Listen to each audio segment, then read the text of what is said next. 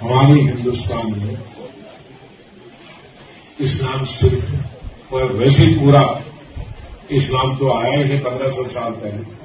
हिंदू धर्म बहुत पुराना है, तो बाहर से आए होंगे 10-20, वो जब मुगलों के वक्त में उनकी फौज में थे।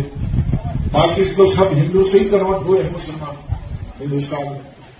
और उसकी मिसाल हमारी कश्मीर में, कश्मीर में कौन था 600 साल पहले मुसलमान? सब कश्मीरी पंडित थे, सब वही इस्लाम कर गए, बन गए। शादाब चौहान, तो आपके पूर्वज भी हिंदू थे, ऐसा गुलाम नबी आजाद कह रहे हैं। देखिए, गुलाम साहब किसके गुलाम हैं, मैं उस पर विषय पर नहीं जाना, उनकी अपनी राय है। लेकिन ये कड़वा सच है जिसको हम दिल से स्वीकार करते हैं और सम्मान करते हैं कि हमारे पूर्वज ठाकुर जसवंत सिंह थे, जिन्होंने अपनी मर्जी से घर वापसी की। क्योंकि हमारा यह धार्मिक बिलीफ है कि दुनिया में जो कोई पैदा होता, मुसलमान पैदा होता, आदम अलैहिस्सलाम जो उसको उनको सब मानते हैं, वो भारत में आए, तो पूरी दुनिया जो है वो भारत से शुरू हुई है। हमारा भारत तो इतना महान है। सुधांशु त्रिवेदी, गुलाम नबी आजाद ने एक बात बोली तो मुझे लगा कि मुझे पढ़ना चाहिए कि क्या है, तो मैंने शेख अब्दुल्ला साहब की ऑटोबायोग्राफी पढ़ी। उन्होंने भी बोला है कि हमारे पूर्वज भी हिंदू ही थे।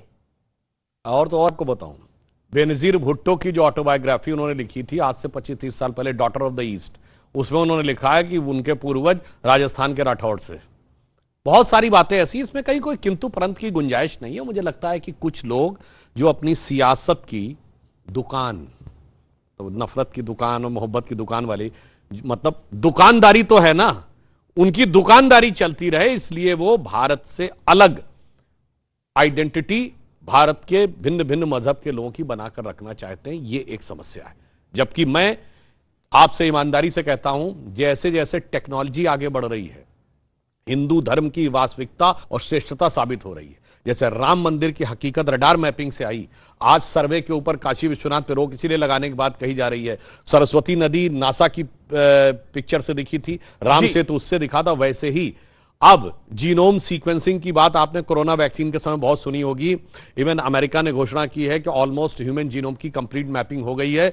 जिस दिन ह्यूमन जीनोम की मैपिंग हो जाएगी, एक दौर ऐसा आएगा कि जैसे आज आपकी ब्लड टेस्ट की रिपोर्ट होती है, 15-20 साल बाद डॉक्टर कहेगा अपना जेनेटिक मैप लाओ, और जब जेनेटिक मैप लाएंगे तो तय हो जाएगा कि हिंदुस्तान के किसी मुसलमान का कोई जेनेटिक कनेक्शन भारत से बाहर नहीं। भाई एक और बात आपको बताता हूं, अभी इन्होंने एक बात कही थी ना, जय सिया राम जय श्री राम, ये बहुत लोग बोलते हैं। अरे जय श्री राम का नारा कब था? जब राम मंदिर राम लला के लिए था। भाई अभी तो राम लला थे, बालक राम थे। सिया राम तो तब आएंगे जब युवा होके विवाह होगा।